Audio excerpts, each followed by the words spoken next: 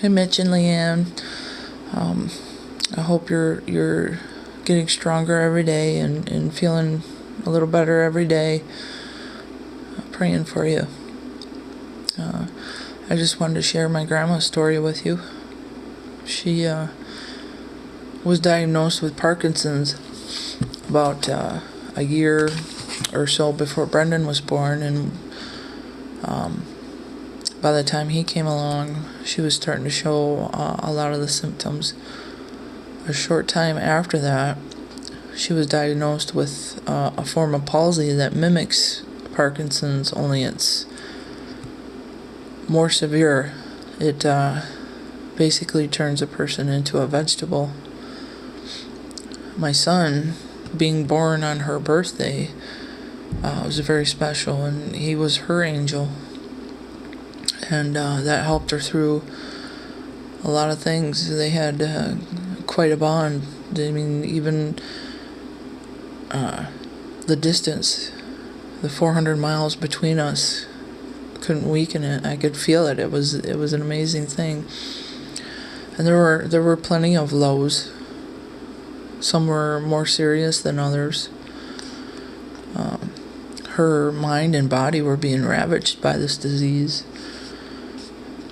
At one point, that little flap that goes over your windpipe or the opening of your esophagus stopped working correctly, and she choked. For a long time, she stopped eating because she was afraid that she was going to choke again.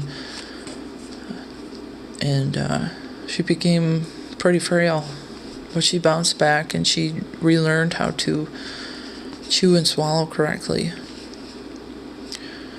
And her speech and her movements began going, and it bothered her a lot. She was also a guinea pig for quite a while as the doctors tried to figure out what medicines worked best for her. At one point, she got a UTI, and it caused her pulse and breathing to become so faint that my uncle thought she had passed away. She came back from all of these things. Faith kept her going. And I don't doubt for a second that God sent my son, when he did, to be a focal point for her, because in him she saw hope and joy and felt our Father's loving touch. It kept her going despite being a prisoner in her own body. A lot of people might say, why bother? What kind of quality of life is this? And I would remind them, we are to take up our crosses daily. And that cross can be sickness, it can be homelessness, loneliness, hunger, it can be taking care of somebody. There are infinite crosses to be bared.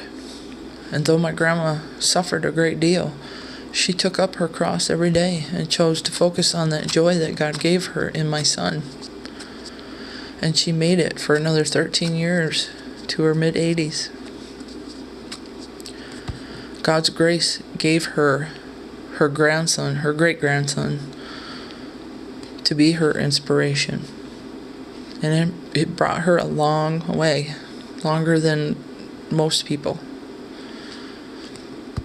His grace is sufficient always. Look to the people who bring you that joy and strengthen your faith. God put those people there for that very reason.